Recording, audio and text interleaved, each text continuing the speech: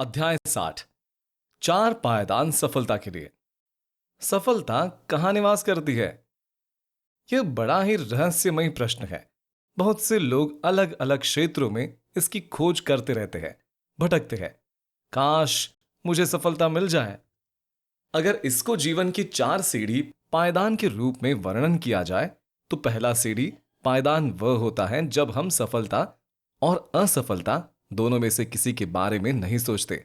उस समय हम पहले पायदान पर रहते हैं।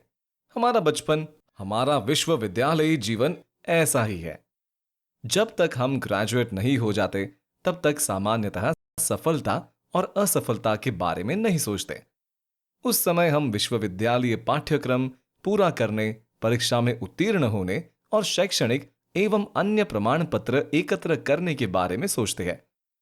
दूसरा पायदान तब आता है जब हम सोचते हैं कि हमें सफल होना है। तब हम तैयारी करना शुरू करते हैं, जानकारियों को इकट्ठा करना शुरू करते हैं, प्रतियोगी परीक्षा के सिलेबस के अनुसार पढ़ते हैं, कोचिंग करते हैं, कोई कोर्स ज्वाइन करते हैं, ऑनलाइन क्लासेस करते हैं, वीडियो देखते हैं, ऑडियो सुनते हैं, किताबें पढ़ते हैं, प्रैक्टिस सेट बनाते हैं, ज्यादा से ज्यादा जानकारियों से परिपूर्ण होते हैं, परीक्षा का आवेदन भरते हैं, यूट्यूब, इंटरनेट, प्रतियोगिता दर्पण, प्रतियोगिता किरण, कंपटीशन सक्सेस रिव्यू से खुद को अद्यतन अपडेट करते हैं। यह हमारा दूसरा पायदान होता है। तीसरा पायदान है असफलता का। हम जैसे ही दूसरे पायदान से आगे बढ़ते हैं तो हमें सफलता नहीं मिलती। हम परीक्षा में बैठते हैं और असफल होते हैं। हम दूसरे पायदान से सीधे चौथे पायदान अर्थात सफलता प्राप्त करना चाहते हैं, जो कि संभव नहीं। हमें तीसरे पायदान पर आना पड़ेगा, वहां पर पांव रखना ही होगा, और वह है असफलता का पायदान। हम असफलता के पायदान को छलांग नहीं लगा सकते। हम सोचते हैं कि दूसरे पायदान से छलांग लगाकर चौथे पायदान पर आ जाए। हम कोशिश करते हैं, लेकिन छलांग लगाने पर पता चलता है कि हमारा पांव तीसरे पायदान पर पड़ा है, जो असफलता का पायदान है। सफलता के शीर्ष तक पहुंचने के लिए हमें बार बार असफल होना पड़ेगा तथा असफलता से प्रेम करना पड़ेगा और उससे आवश्यक सबक लेना पड़ेगा। विभा कुमारी प्रिंस।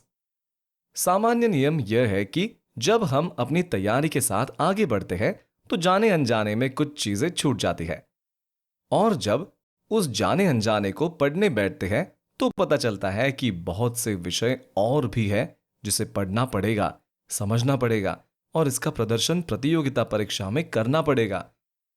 तब जो हम नहीं जानते हैं उस जानकारी को संचय करते हैं। यहीं पर वो सारे नियम, TR² फॉर्मूला, 100% तैयारी, पढ़ाई के मोड़ का घेरा आते हैं। यह पायदान चुनौतीपूर्ण, संघर्षमय, समय लगने वाला, तनावपूर्ण इंतजार भरा होता है। यहां धैर्यवान, परिश्रमी, लगनशील बने रहना आवश्यक है।